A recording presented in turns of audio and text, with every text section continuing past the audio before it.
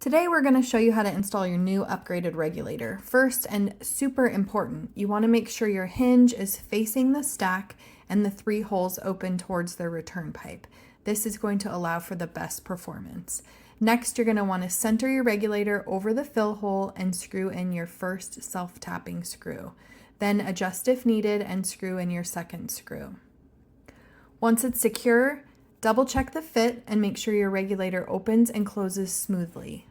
This regulator is designed for any elevation. It has that convenient hinge design and it's going to help you keep burning strong no matter where you are. Plus, if you travel with it, you'll never lose it. You're all set with your new regulator. You can now fill, light, heat, and repeat. Make sure you check out our new video on how to light your smudge pot with the new regulator. We'll give you some great tips and tricks for ease of use. Happy smudging.